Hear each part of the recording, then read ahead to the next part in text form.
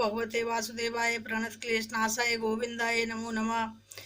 बोले मनुबर समय समाना सुनऊ सभासद भरत सुजाना धर्म धुरीन भानुकुल भानु राजा राम सबस भगवानु।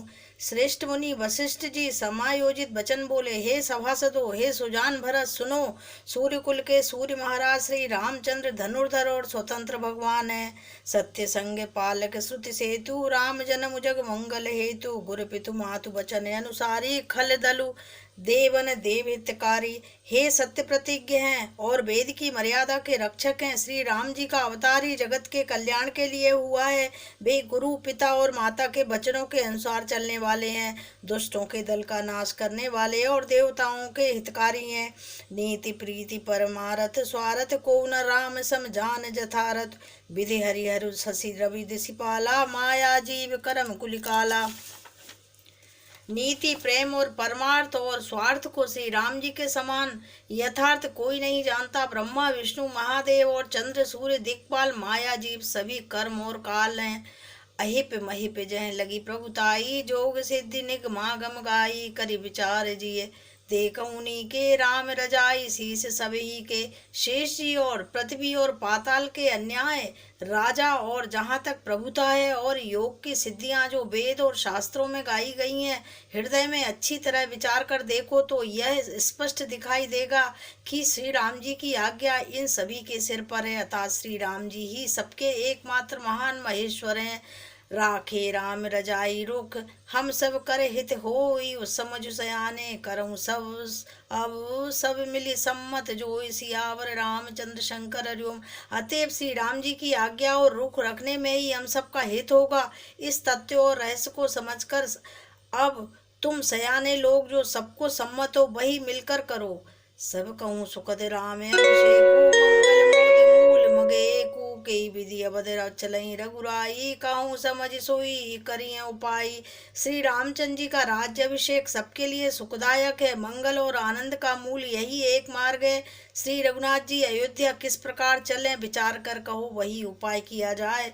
सब सादर सुनि मुनिवर वाणी नय परमारथ स्वार्थ ढसानी। उतरना आवे लोग भय बोरे तब सिरुनाई भरत कर जोरे। मुनि श्रेष्ठ वशिष्ठ जी की नीति परमार्थ और स्वार्थ लौकिक हित में सनी हुई वाणी सबने आदर पूर्वक सुनी, पर किसी को कोई उत्तर नहीं आता। सब लोग भोले विचार शक्ति से रहित हो गए। तब भरत ने सिर नवाकर हाथ जोड़े। भानुवंश भय भूप घने रे अधिक एकते एक बड़े रे। जन्म हेतु सब कह पितु माता करम शुभा शुभ देई विधाता। और कहा सूर्यवंश में एक से एक बड़े बहुत से राजा हो गए। सभी के जन्म के कारण पिता माता होते हैं और शुभ अशुभ कर्मों को का फल विधाता देते हैं। दलि दुख सजई सकल कल्याणा असी सिरा उरी जगु जाना। सो गुसाई विधि गति जई छे की सकई कुटारी टेक कोटे की। आपकी आशीष ही एक ऐसी है जो दुखों का दमन करके समस्त कल्याणों को सज देती है और जगत जानता है। हे स्वामी, आप वही हैं जिन्होंने विधाता की गति को भी रोक दिया है। आपने जो टेक दी है, जो निश्चय कर दिया है, उसे कौन टाल सकता है। बुझिए मोहि उपाय सब सो सर मोर अभाग। सुनि सनेह बस बचन गुर उर उमगा अनुराग सियावर रामचंद्र शंकर हरिओम। अब आप मुझसे उपाय पूछते हैं, यह सब मेरा अभाग्य है। भरत जी के प्रेम में वचनों को सुनकर गुरु जी के हृदय में प्रेम उमड़ाया। तात बात पुरी राम कृपाई राम विमुख सीधी सपने नाही। सकुचत तात कहते एक बाता अर्घ तजई सुध सरे बस जाता। वे बोले, हे तात, बात सत्य है, पर है श्री राम जी की कृपा से राम विमुख को तो स्वप्न में भी सिद्धि नहीं मिलती। हे तात, मैं एक बात कहने में सकुचाता हूँ। बुद्धिमान लोग सर्वस्व जाता देखकर आधे की रक्षा के लिए आधा छोड़ दिया करते हैं। तुम कानन गबनऊ दो भाई फिर यही लखन शीस रघुराई। सुनि सुबचन हर से दो भ्राता भे प्रमोद परिपूर्ण गाता।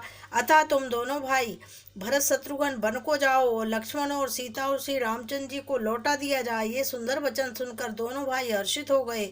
उनके सारे अंग परमानंद से परिपूर्ण हो गए।